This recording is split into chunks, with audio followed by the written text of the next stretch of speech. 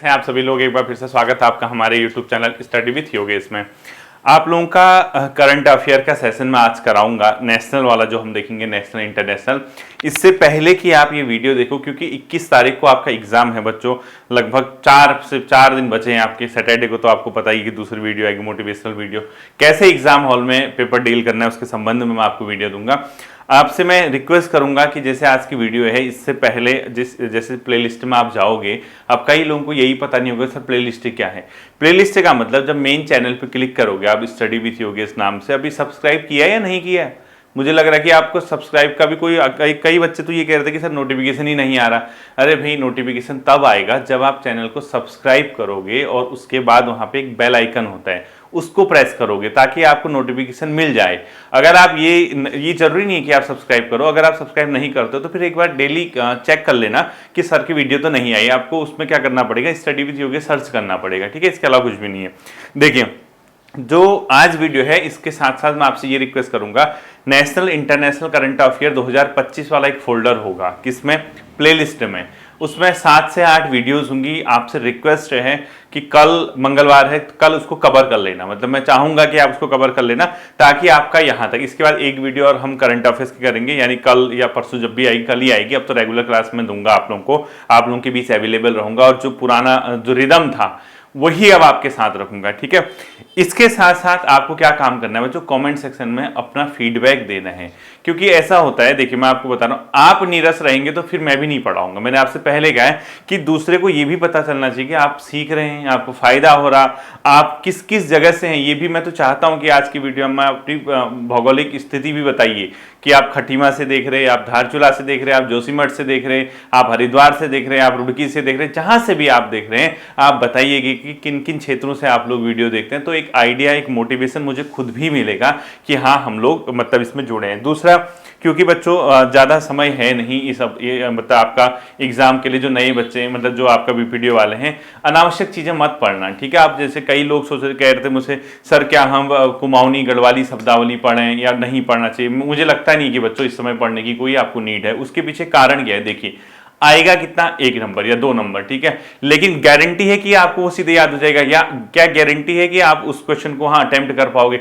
इससे बेहतर होगा 4 से 5 दिन आप रीजनिंग कर लीजिए। मैं आपसे बार बार यही कहता हूं, आप इससे अच्छा कि आप कुमाऊनी गढ़वाली शब्दावलियों के चक्कर में परेशान हो रहे, शब्द रटने में लगे हैं, ये भी वो भी, उसके कोई भरोसा नहीं कि वो सही भी होगा या गलत होगा। क्योंकि अक्सर क्या होता है, जो कुमाऊं क्षेत्र का होता है वो सही कर आएगा, जो गढ़वाल क्षेत्र का होगा वो सही कर आएगा, जो जौनसार क्षेत्र का होगा वो अपना सही करके आएगा। यानी हर किसी का गढ़वाली शब्द जरूरी नहीं कि कुमाऊं वाले को आए, कुमाऊनी शब्द जरूरी नहीं कि गढ़वाल वाले को आए, या फिर जो जौनसार के शब्द हैं हो सकता है कि दोनों को ना आए। अब इसके अलावा जो मैदानी क्षेत्र के छात्र हैं उनके साथ भी समस्या है, क्योंकि उनके लिए तो भी और भी कॉम्प्लिकेटेड हो गया, ठीक है। अब वो सिलेबस में है तो फिर अब क्या करना होता है कि हमें देखना ही पड़ता है बच्चों, उसमें कुछ कर नहीं सकते हैं। क्योंकि लगभग आप मान के चलिए, जो हमारी भौगोलिक परिस्थितियां, लगभग 11 से 11 जिले हमारे कंप्लीटली पर्वतीय हैं, अधिकांश जनसंख्या पर्वतीय क्षेत्रों में निवासरत है। तो इसीलिए वो कल्चर, क्योंकि आपके कल के दिन नौकरी भी लग जाती है, पोस्टिंग भी होती है, तो आपको उन्हीं जगहों पे अपनी सेवाएं देनी है। तो अब सिलेबस में है तो पढ़ना पड़ेगा, उसमें कुछ नहीं कर सकते। लेकिन मैं ये कहूंगा 1-2 नंबर के लिए फिलहाल आप मत देखना, बात की बात हो, ठीक है। अब देखिए, हम शुरुआत करते हैं बच्चों करंट अफेयर्स की। पहली चीज ये ध्यान रखना, हाल फिलहाल में कुछ स्टेट्स के गवर्नर चेंज हुए हैं, ये पक्का देख के जाना। मैं आपसे रिक्वेस्ट करूंगा, जो हाल फिलहाल यानी पिछले 2-3 महीनों में आपके जो गवर्नर चेंज हुए, राज्यपाल बदले, जैसे हरियाणा के राज्यपाल हैं, गोवा के राज्यपाल हैं, इसके अलावा 1-2 स्टेट और हैं उनके राज्यपाल चेंज हुए, उसको पक्का देख के जाना। मे भी आपसे राज्यपाल कहाँ के कौन हैं ये पूछ सकता है। ये इसलिए नहीं पूछेगा कि आपका राज्यपाल कहीं का भी पूछ रहा है, ये इसलिए क्योंकि करंट अफेयर से लिंक करता है, तो इसको ध्यान रखना आपने, ठीक है। तो 2-3 मैं आपको बता देता हूं, चेक कर लेना। आप सबसे पहले लिखो हरियाणा, गोवा, लद्दाख के 3 जगह के नए गवर्नर मैं लिखा देता हूं, ठीक है। देखिए, हरियाणा, ये सिर्फ करंट अफेयर्स की दृष्टि से, ठीक है, गोवा और लद्दाख, इन 3 जगहों के हमारे क्या हुए बच्चों, गवर्नर, नए राज्यपाल बने। तो इसको हमने देखने हैं, ठीक है। ये करंट अफेयर्स की दृष्टि से है, तो इसलिए आपका, क्योंकि ये इंपोर्टेंट हो सकता है। अब ये कौन कौन से इसमें गवर्नर बने हैं बच्चों? हरियाणा के जो बने हैं वो बने बच्चों असीम कुमार घोष, ठीक है। तो हरियाणा के जो नए राज्यपाल बने वो बने असीम कुमार घोष। असीम कुमार घोष। ये कहां के बने? हरियाणा के बने। ठीक है, दूसरा बच्चों गोवा के। गोवा के बने हैं बच्चों पुष्पाति अशोक गजापति राजू। थोड़ा सा आपको नाम टफ लगेगा, ठीक है, लिखो पुष्पाति अशोक गजापति, अशोक गजापति राजा। ठीक है, ये क्या बने हैं बच्चों? अपने आप में गोवा के नए गवर्नर। कौन बने? पुष्पाति अशोक गजापति राजू। ठीक, इसके अलावा जो बने बच्चों लद्दाख के, वो बने हैं कौन? कविंद्र गुप्ता। ठीक है, लद्दाख के कौन बने हैं? कविंद्र गुप्ता, कविंद्र गुप्ता। अब देखिए इसको मैं चाहता तो इसको स्किप कर देता, और हो सकता है कि आपका ग्रुप सी का एग्जाम है आपका न भी पूछे, लेकिन होता क्या है, पता लगा हमने ये चीज छोड़ दी और एग्जामिनेशन हॉल में गवर्नर ही पूछ दिए। वो इसलिए इंपॉर्टेंट हो सकता है क्योंकि वो हाल के दिनों में इसको चेंज हुए हैं। ठीक है, ये आपको एक चीज ध्यान रखनी। ठीक है, इसके अलावा नेक्स्ट क्वेश्चन देखना बच्चों, रेलवे सुरक्षा बल की पहली महिला डीजी बनी है सोनाली मिश्रा। यानी जो रेलवे प्रोटेक्शन फोर्स है, यानी रेलवे प्रोटेक्शन फोर्स की पहली महिला डीजी, की पहली महिला डीजी, अभी हिंदी में आप पूरा लिख सकते हो, यानी रेलवे सुरक्षा बल की पहली महिला महानिदेशक। ठीक है, यानी ये फर्स्ट लेडी है बच्चों जो डीजी बनी है किसकी? रेलवे सुरक्षा बल की। तो आप पूरा लिखना, रेलवे सुरक्षा बल की पहली महिला डीजी कौन बनी है? सोनाली मिश्रा। ठीक है, आप मेहनत कीजिए, आप लगे रहिए, पुनः आपके सर आपके साथ हैं, आपके साथ रहेंगे और आपको खूब मेहनत करवा के आपकी सरकारी नौकरी सुनिश्चित कराने की पूरी कोशिश करेंगे। मैं ये नहीं कहूंगा कि सरकारी नौकरी तय करवा देंगे कि आपकी लगी गई है, क्योंकि कोशिश आप करेंगे, डायरेक्शन मैं दूंगा, मेहनत आपने करनी है, जितना संभव हो सके सहयोग में करूंगा, तो आपकी चीजें आसान होंगी। यूट्यूब पे पढ़ के सिलेक्शन नहीं होता बच्चों, ये मैं आपसे पहले भी कहता हूं। जैसे कई लोग मुझसे कहते हैं कई बार व्यूज के लिए पढ़ा रहा है। अब व्यूज के लिए क्या पढ़ाऊं? 5-6 हजार, 7 हजार, 8 हजार, 10 हजार, 12 हजार बच्चे अगर देख रहे हैं, उनको कुछ फायदा हो रहा है, तो उसमें क्या व्यूज देखोगे? व्यूज किसको बोलते हैं हमको पता है, लोगों के 2-2, 3-3, 4-4, 5-5 मिलियन व्यूज आते हैं, उसको बोलते हैं व्यूज। ठीक है, तो ये 5 हजार, 8 हजार, 10 हजार, 12 हजार, ये एक सेवा भाव भी है बच्चों, इसके पीछे रियल इंटेंशन आपको समझना चाहिए, फायदा आपको होगा। और ये मैं आपसे पहले भी कहता हूं, यहां पे पढ़ना कोई कंपलसरी नहीं है, ये कंपल्सन नहीं है, आपकी मजबूरियां नहीं है। आप चाहो तो आप किसी और सोर्स से पढ़ सकते हो। हाँ, जिन बच्चों को फायदा इस चीज से हो रहा, उनके साथ में पहले भी था, अब भी हूं, आगे भी रहूंगा। ठीक है, तो रेलवे प्रोटेक्शन फोर्स की पहली महिला डीजी। अगला देखना आप, इंडियन नेवी में, वैसे नेवी का वैसे लिखने की जरूरत नहीं है, पहली महिला पायलट बनी है बच्चों आस्था पूनिया। ठीक है, अगर आप चाहो तो लिख लो, लेकिन वैसे आएगा नहीं, इतना इंपोर्टेंट नहीं है। आस्था पूनिया, ये कौन बनी है बच्चों? इंडियन नेवी जो है, ठीक है, इंडियन नेवी की पहली महिला पायलट, फर्स्ट लेडी पायलट। ठीक है, शॉर्ट लिख देता हूं, फर्स्ट लेडी पायलट। ठीक है, अगर आप चाहो तो लिखो इंडियन नेवी की पहली महिला पायलट आस्था पूनिया, ये वैसे मैं शॉर्ट करवा देता हूं। ठीक है, अगला देखना बच्चों, इसमें उपराष्ट्रपति हाल ही में जिन्होंने इस्तीफा दिया है, क्योंकि ये सबको पता है, जगदीश धनखड़ जी हमारे पूर्व उपराष्ट्रपति जिन्होंने इस्तीफा दिया। आर्टिकल 67 भारतीय संविधान में प्रावधान करता है कि राष्ट्रपति का अगर पद खाली, यानी राष्ट्रपति के इस्तीफे से संबंधित है, तो आप ये मत सोचना कि राष्ट्रपति उपराष्ट्रपति जिन्होंने इस्तीफा दिया उसका नाम पूछेगा। ठीक है, क्वेश्चन क्या पूछेगा, कौन से आर्टिकल में इसका प्रावधान है? तो उपराष्ट्रपति जो इस्तीफा दिया है, देखिए, ठीक है, ये आपको इस तरीके से ही क्वेश्चन पूछेगा कि जो राष्ट्रपति उपराष्ट्रपति है उनका जो इस्तीफा हुआ है वो कौन से आर्टिकल से संबंधित है। ठीक है, देखो ये दिया किसने इस्तीफा, आपको ये पता होना चाहिए, जगदीश धनखड़ जी। ठीक है, जगदीश धनखड़, जगदीश धनखड़ जी। ठीक है, ये है बच्चों उपराष्ट्रपति का इस्तीफे से संबंधित जो अनुच्छेद है, आर्टिकल 67 है। ठीक है, यानी अनुच्छेद 67 में राष्ट्रपति के इस्तीफे से संबंधित प्रावधान किए गए, उपराष्ट्रपति, और नए जो उपराष्ट्रपति बन गए हैं बच्चों, वो कौन बने? हालांकि ये तो बहुत लेटेस्ट क्वेश्चन हो गया, ये आपका आएगा नहीं, ये बने बच्चों सीपी राधाकृष्णन जी। ठीक है, तो लिखो नए उपराष्ट्रपति कौन बने? CP Radhakrishnan, CP Radhakrishnan.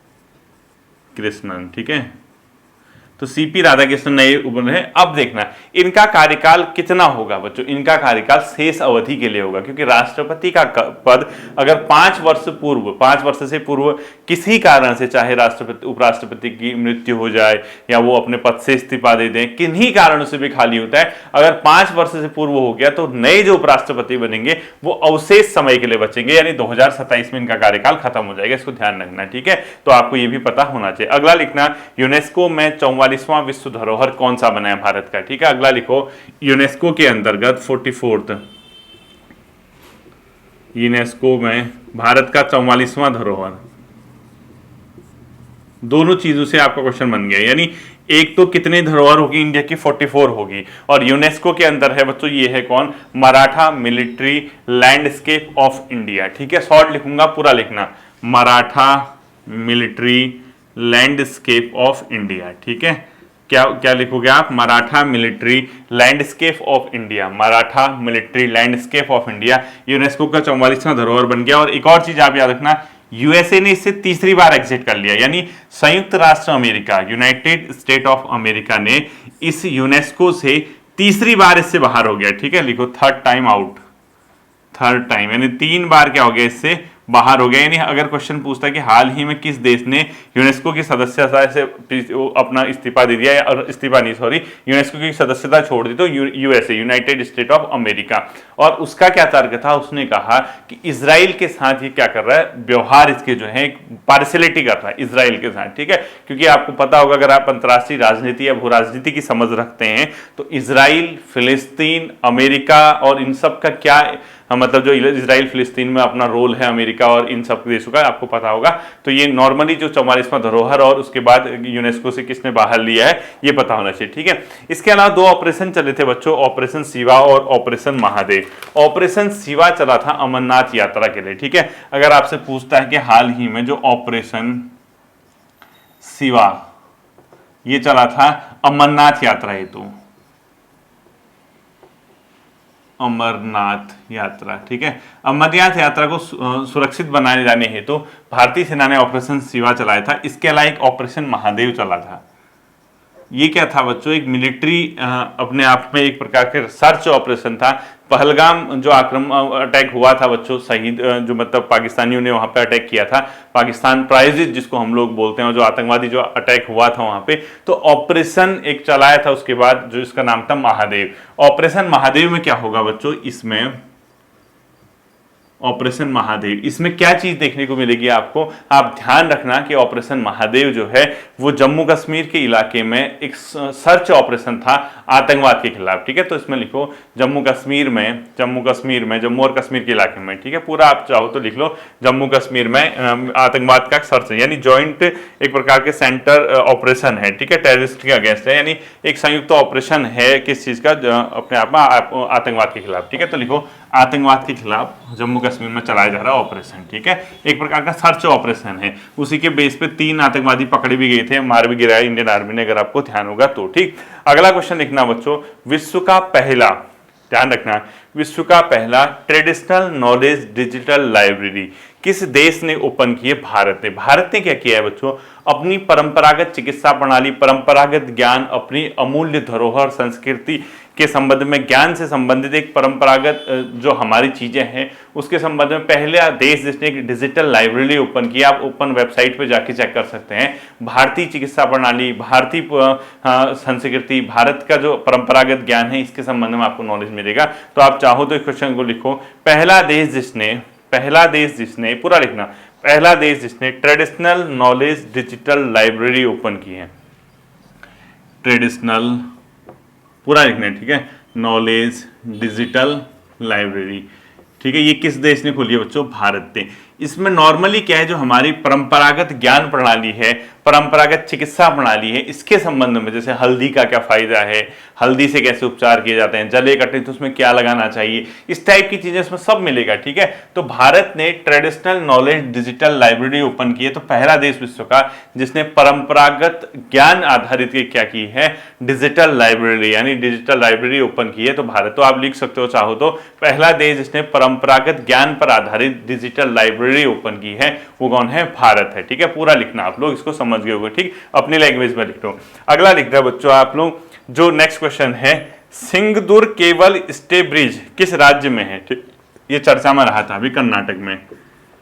सिंगदुर cable stay bridge ये कहां पर है बच्चों? कर्नाटक में। ठीक है, यानी सिंगदुर केबल स्टे, यानी केबल से बधा हुआ एक ब्रिज है, वो कहां पर, यानी पुलिया है, कहां पर है बच्चों?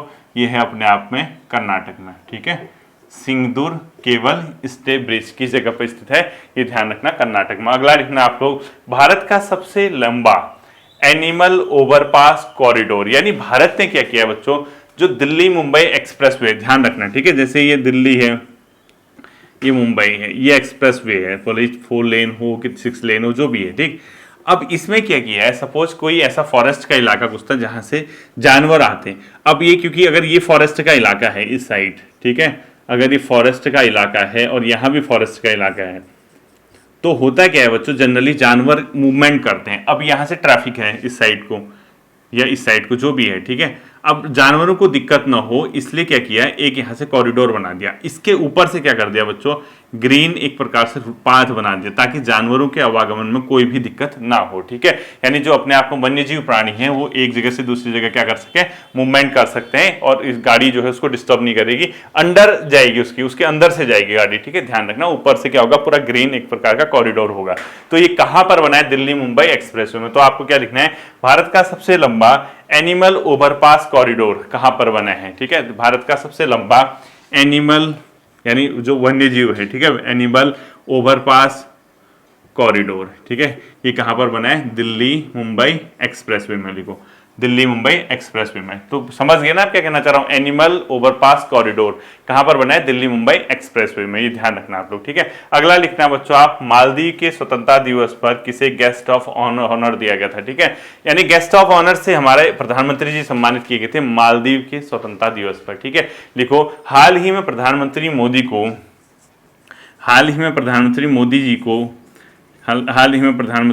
को ठीक है, किस देश ने अपने स्वतंत्रता दिवस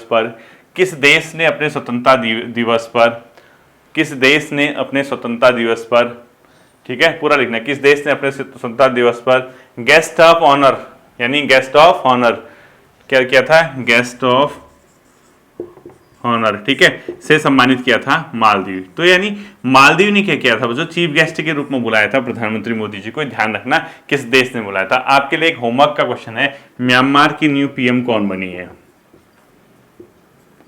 म्यांमार की न्यू पीएम, क्योंकि ये बच्चों बहुत इंपॉर्टेंट रहता है म्यांमार, क्योंकि यहाँ पर ना शासन प्रणाली थोड़ा सा डिफरेंट है, यहाँ के लोकतंत्र और सैनिक शासन प्रणाली अलग अलग चीजें चलती हैं। तो म्यांमार की न्यू पीएम आपको क्या करना है, इसमें नोट करना है, ठीक है। तो प्रधानमंत्री मोदी जी को किसने बुलाया था, तो आपको ये ध्यान में होगा, ये मैंने आपको बता दें, मालदीव, ठीक है। अगला लिखना, फ्री ट्रेड मार्क यानी मुफ्त व्यापार समझौता, हाल ही में भारत ने किस देश के साथ मुक्त व्यापार समझौता, हाल ही में भारत ने किस देश के साथ मुक्त व्यापार समझौता किया है, भारत और ब्रिटेन। भारत और ब्रिटेन ने बच्चों, आपने अगर ध्यान होगा, हाल ही में जब प्रधानमंत्री जी ब्रिटेन के दौरे पे थे, भारत और ब्रिटेन के बीच एक मुक्त व्यापार समझौता हुआ, यानी फ्री ट्रेड एग्रीमेंट, FTA बोलते हैं। इसमें क्या होगा बच्चों, जो अनावश्यक बॉर्डर के आर पार वस्तुएं आती और जाती हैं, उसमें अनावश्यक प्रतिबंध न लगे, अनावश्यक टैक्स न लगे, टैरिफ से थोड़ा सा बचो, सभी प्रकार के क्षेत्रों में क्या हो बच्चों, जो वस्तु और सेवाओं का एक प्रकार से बिना रुकावट के एक दूसरे जगह आवागमन हो,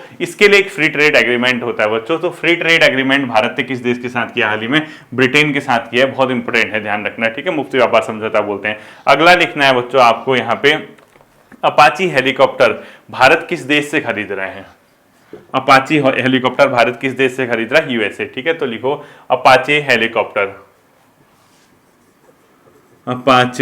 हेलीकॉप्टर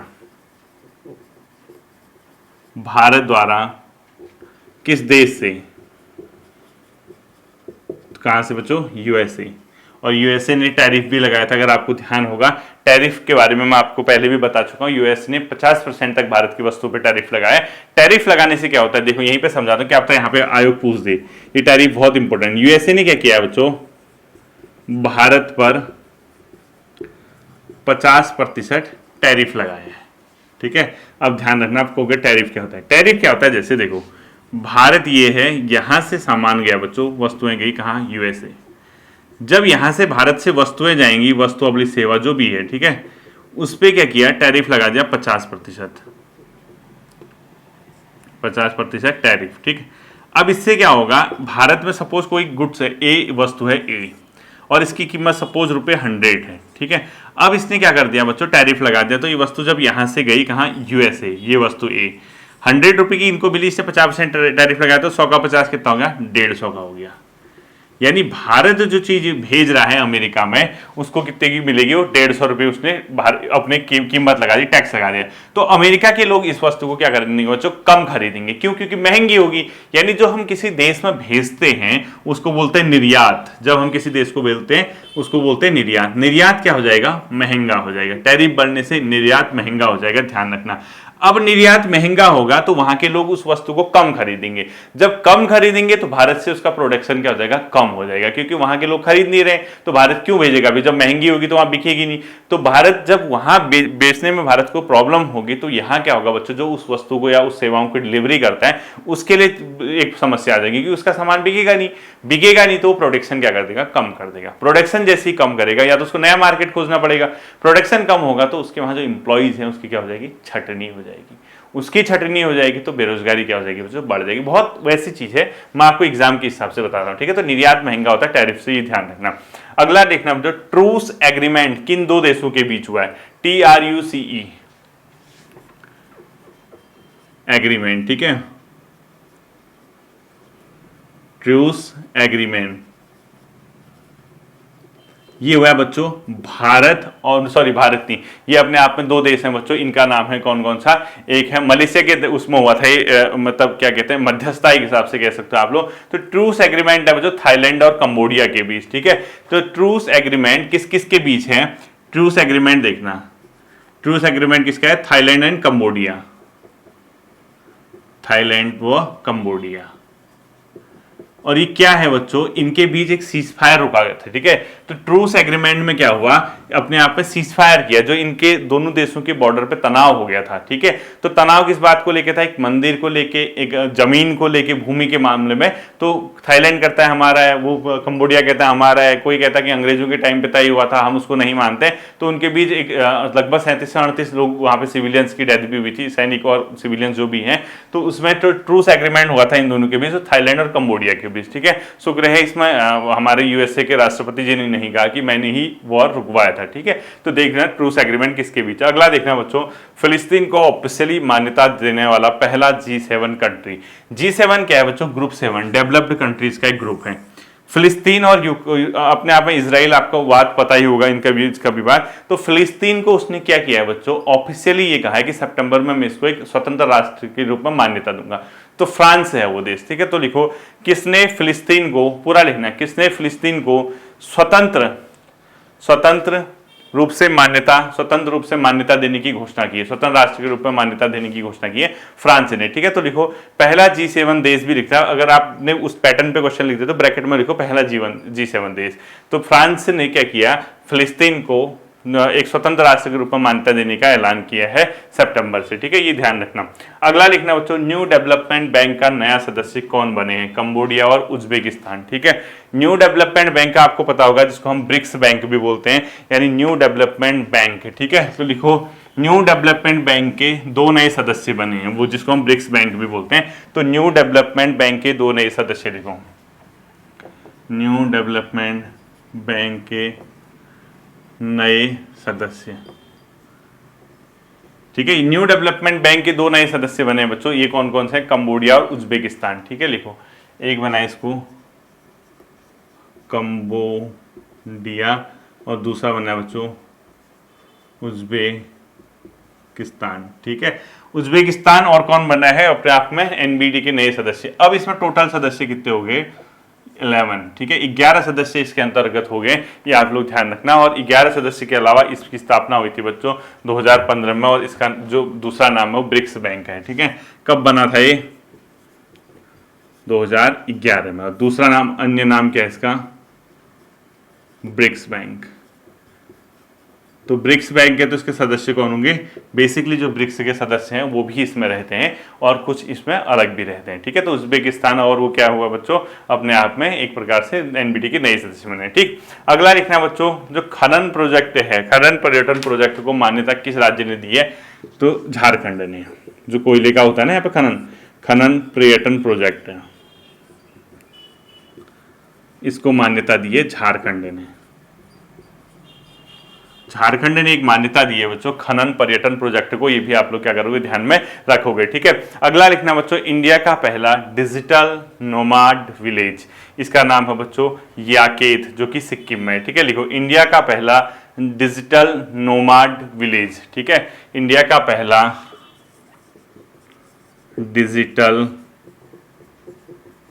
नोमाड विलेज। ठीक है, इसका नाम है बच्चों क्या अपने आप में जो ये वाला है इसका नाम है याकेत। याकेत पड़ता है बच्चों सिक्किम में। याकेत ये कहाँ पड़ता है? सिक्किम में।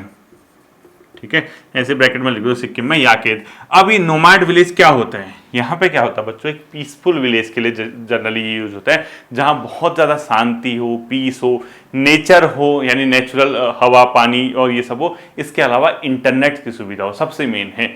तो नोमैड विलेज लोग क्या कर रहे हैं बच्चों, बेसिकली जैसे कई लोग ऑनलाइन काम करते हैं, वर्क फ्रॉम होम करते हैं, तो इंटरनेट वगैरह की अगर फैसिलिटी है तो लोग इस जगह पे जाके बस रहे हैं। ठीक है, इससे सिक्किम सरकार को टूरिज्म की दृष्टि से फायदा हो रहा है, दूसरा लोगों को पीस चाहिए तो उस पीस के रूप में वहां पे फायदा हो रहा है। तो नोमैड विलेज पहला भारत का कौन सा बना है? याकेत बना। और याकेत कहाँ पड़ता है? ये पड़ता है अपने आप में सिक्किम में। ठीक है, तो इसके बाद एक दो क्वेश्चन, दो तीन क्वेश्चन और मैं आपको लिखा देता हूँ।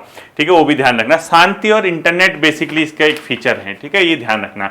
अगला लिखना बच्चों पहला राज्य जिसने पशुपालन व मुर्गी पालन यानी कुक्कुट को एग्रीकल्चर का दर्जा दिया है। ठीक है, लिखो पहला राज्य जिसने पशुपालन प्लस मुर्गी पालन को कृषि का दर्जा दिया है, यानी अब इसको एग्रीकल्चर में वो काउंट कर रहा है, इसको वो है महाराष्ट्र। ठीक है, बेसिकली ये कृषि की सहायक एक्टिविटीज हुआ करती हैं, पशुपालन, मुर्गी पालन, मत्स्य पालन। ठीक है, लेकिन महाराष्ट्र ने इसको कृषि का दर्जा दे दिया है, पशुपालन और मुर्गी पालन को। भारत का पहला राज्य बन गया, इसको भी ध्यान में रखना आप। ठीक है, अगला लिखो बच्चों पहला राज्य जिसने फेस आईडी ऑथेंटिकेशन राशन प्रणाली शुरू की है, हिमाचल प्रदेश। ठीक है, अब क्या होगा, जैसे आप जाएंगे तो इस राज्य ने क्या किया, हिमाचल प्रदेश ने फेस आईडी के आधार पे, जैसे आपकी एक ऐप होगी, ऐप में आप अपना रजिस्टर करोगे आधार नंबर, और आधार नंबर से फेस अपना दिखाओगे, तो जब आप ब्लिंक करोगे अपनी आईज को तो उसके बाद आपको कैप्चर करेगा।